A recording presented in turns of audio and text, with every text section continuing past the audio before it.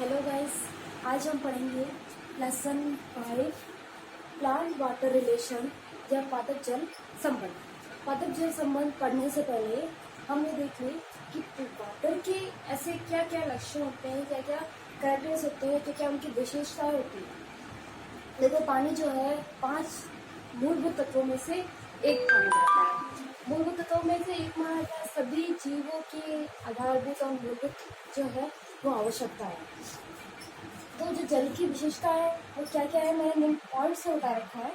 आपकी बुक में आपको पैराग्राफ में मिलेगा और ये सारे पॉइंट्स जो हैं वो एक्सप्लेन किए हुए नहीं मिलेंगे, तो उसे ध्यान से देखना। सबसे पहले जो इसकी विशेषता है वो क्या है, ध्रुवीय प्रकृति या पोलर नेचर। अब ध्रुवीय प्रकृति क्या होती है? ध्रुवीय प्रकृति यानी कि किसी पदार्थ में पॉजिटिव और नेगेटिव दोनों एंड्स का होना ध्रुवीय प्रकृति कहलाती है। जैसे कि देखो, पानी एक ध्रुवीय विलायक के रूप में कार्य करता है।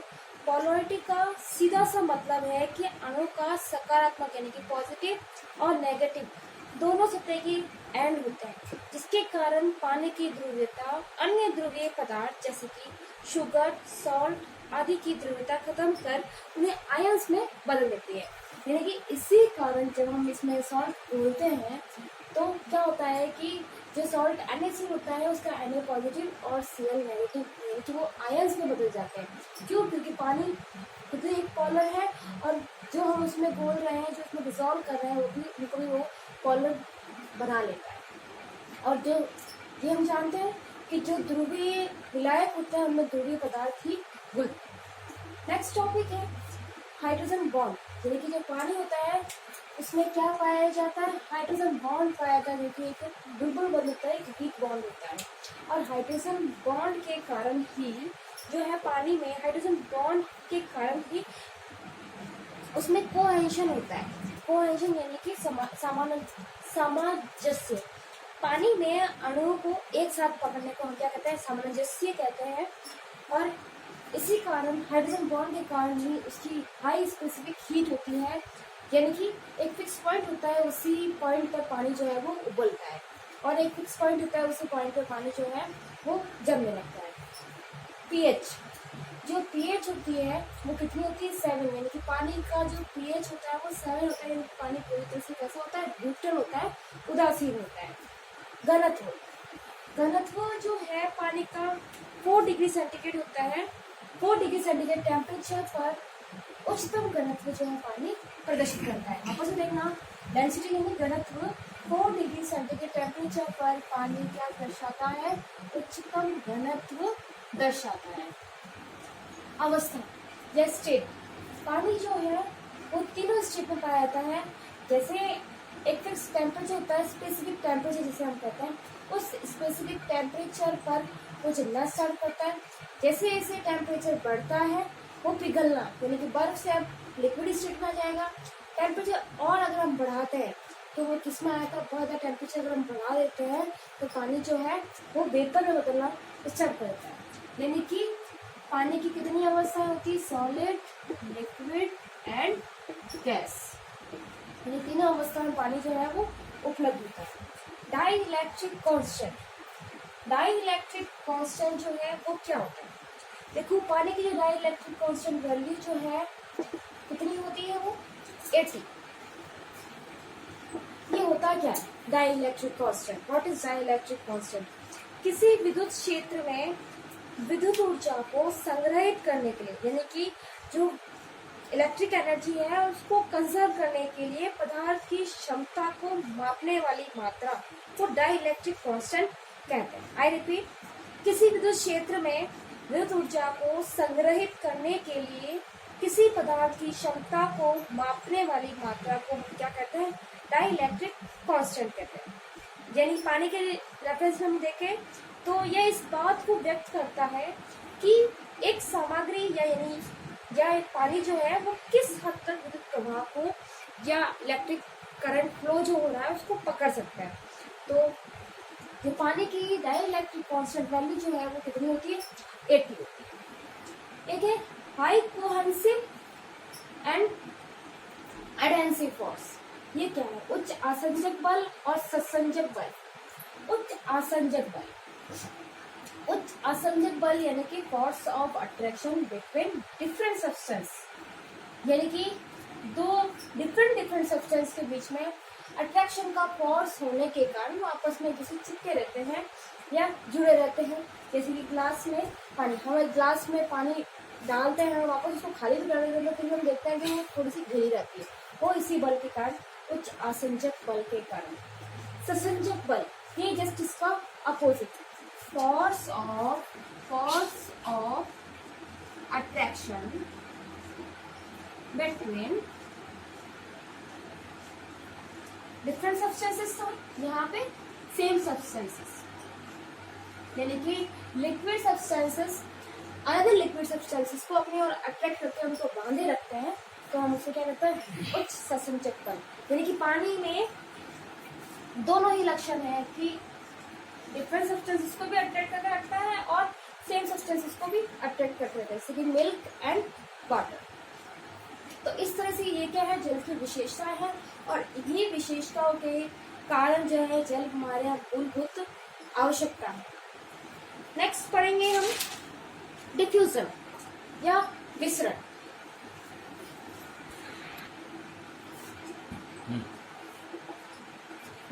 डिफ्यूजन या विसरण जो है उसकी उत्पत्ति लैटिन वर्ड से हुई है, और लैटिन वर्ड क्या है, डिफ्यूडर से हुई है। इस डिफ्यूजन की उत्पत्ति लैटिन भाषा से डिफ्यूडियर से हुई है, और इसका अर्थ है बाहर फैलना। इसका अर्थ है बाहर फैलना।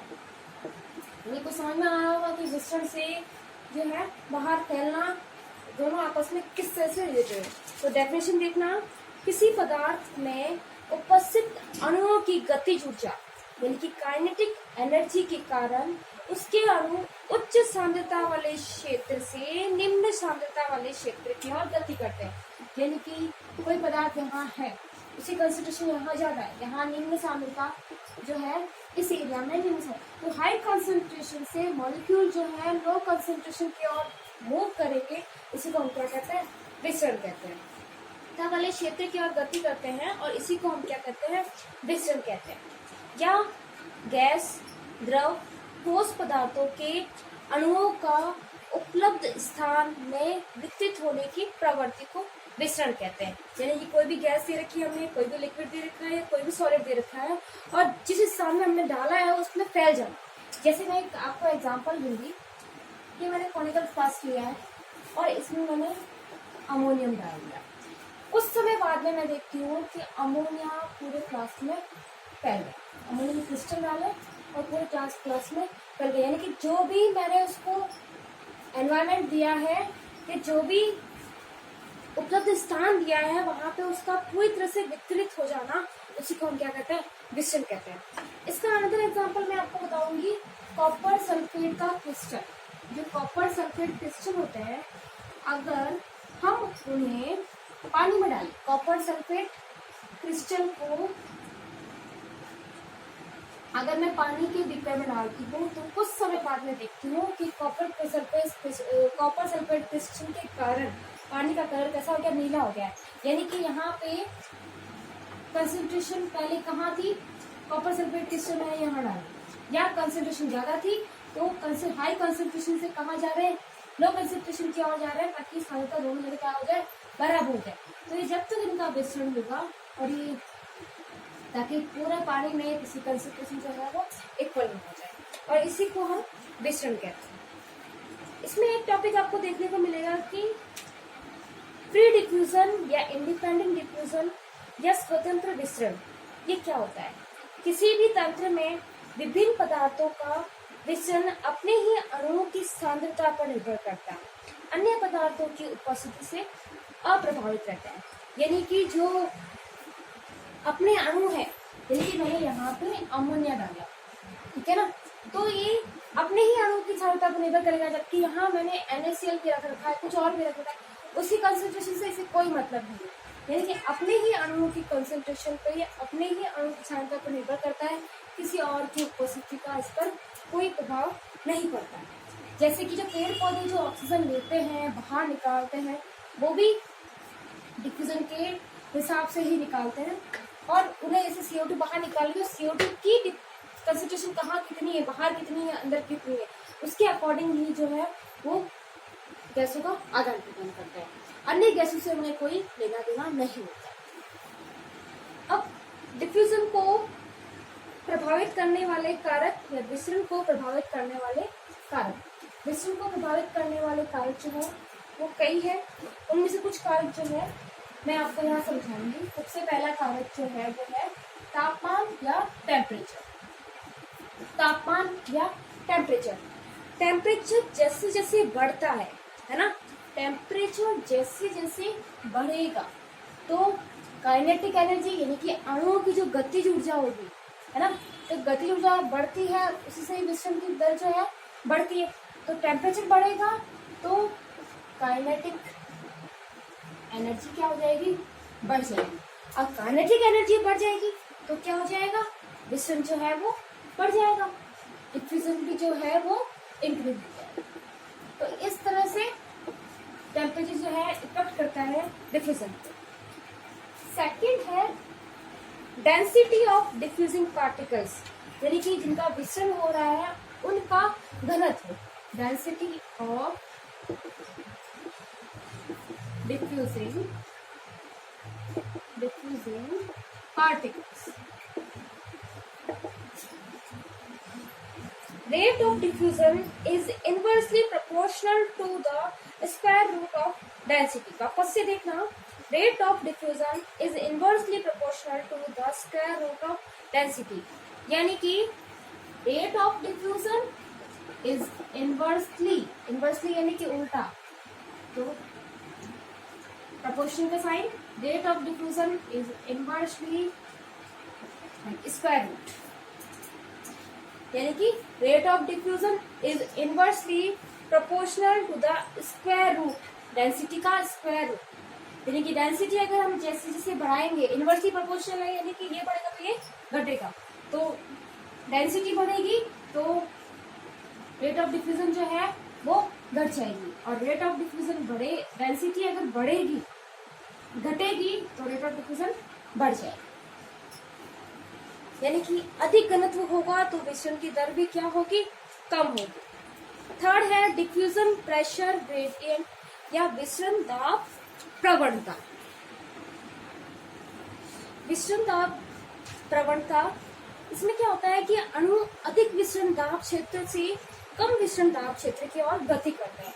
जैसे कि यहाँ पे जो विसरण दाब है वो अधिक है और यहाँ पे विसरण दाब कम है, तो जहाँ विसरण दाब कम होगा यानी कि इसकी ओर से जहाँ विसरण दाब कम होगा उसकी ओर क्या करेंगे, मॉलिक्यूल जो है वो मूव करेंगे। तो जो है इस तरह का मूवमेंट होता है, हम उसे विसरण दाब प्रवणता कहते हैं। अब आप लोग देख रहे होंगे कि ये प्रेशर ग्रेडियंट जो है ये क्या चीज है, फिर तो समझ में आ गया, पर प्रेशर ग्रेडियंट जो है वो क्या चीज है। तो देखना, प्रेशर ग्रेडियंट या दाब प्रवणता यह वह बल है जिसके परिणाम स्वरूप किसी सतह पर दबाव में अंतर होता है, यानी कि कोई दो सरफेस है और उनके बीच में जो अंतर होता है उसे हम दाब प्रवणता कहते हैं। सामान्य तौर पर दबाव एक सतह पर प्रति इकाई क्षेत्र में एक बल होता है। दाब क्या होता है, प्रति इकाई क्षेत्र में बल होता है। वापस से देखना पूरी कंप्लीट डेफिनेशन, यह वह बल है जिसके परिणाम स्वरूप किसी सतह पर दबाव में अंतर होता है। सामान्य तौर पर दबाव एक सतह पर प्रति इकाई क्षेत्र में एक बल होता है। ये तो थे डिफ्यूजन को प्रभावित करने वाले कारक। अब हम देखते हैं कि पौधे जो है उनमें इनका क्या महत्व है, पौधों के अंदर डिफ्यूजन का क्या महत्व है। तो देखो, पौधों के अंदर डिफ्यूजन का यही महत्व है। सबसे पहले वायुमंडल तथा पादपों के मध्य ऑक्सीजन और CO2 का जो आदान प्रदान होता है, यानी कि वायुमंडल और पादपों, वायुमंडल व पादपों के मध्य CO2 एंड ऑक्सीजन का आदान प्रदान जो होता है वो भी विसरण के द्वारा ही होता है। अगर समता जो है वो बढ़ गई बाहर तो उस समता से निम्न समता की ओर आता है, और अगर पौधों के अंदर CO2 की कंसंट्रेशन बढ़ जाती है तो वो निम्न सांद्रता बाहर की ओर निकाल दिया जाता है। हमारे अंदर भी बच्चों इसी तरह से विसरण प्रक्रिया द्वारा ही गैसों का आदान प्रदान होता है। नेक्स्ट है वायुमंडल में जल वाष्पों का विसर्जन। जल वाष्प यानी कि जो वाष्प के रूप में पौधे बाहर निकालते हैं जल को, तो जल की जो हानि होती है वाष्प के रूप में उसे हम जल वाष्प कहते हैं। तो जल वाष्प या वाटर वेपर के फॉर्म में जो पौधे लूज करते हैं उसको भी विसर्जन के द्वारा ही पौधे जो है वो विसर्जित करते हैं। जल वाष्प का विसर्जन। नेक्स्ट इसकी इंपॉर्टेंस है पौधों के लिए खनिज लवणों का अवशोषण। जो खनिज लवण होते हैं उनके अवशोषण भी जो है का अवशोषण। देखो बच्चों, अगर यहाँ पौधे जो खनिज लवणों का अवशोषण कहाँ से करेंगे, सॉइल से करेंगे।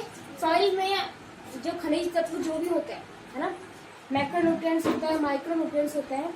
जो खनिज तत्व जो होते हैं उनको जहाँ डायग्राम से समझना कि जहाँ जैसे कि सोडियम की कंसंट्रेशन ज़्यादा है ना, जिंक की कंसंट्रेशन ज़्यादा है, किसी भी तत्व को ले ले जो आवश्यक तत्व है तो इनकी कंसंट्रेशन यहाँ ज़्यादा है। तो हमने विसरण में देखा कि उस सांद्रता से अणु कहाँ जाएंगे, निम्न सांद्रता की ओर गति करेंगे। तो यहाँ जड़ों में इनकी सांद्रता क्या है, कम है। तो ये अणु क्या करेंगे, जड़ों द्वारा पादप के द्वारा अवशोषित कर लिए जाएंगे और इनसे वो क्या करेंगे, पोषक प्राप्त करेंगे।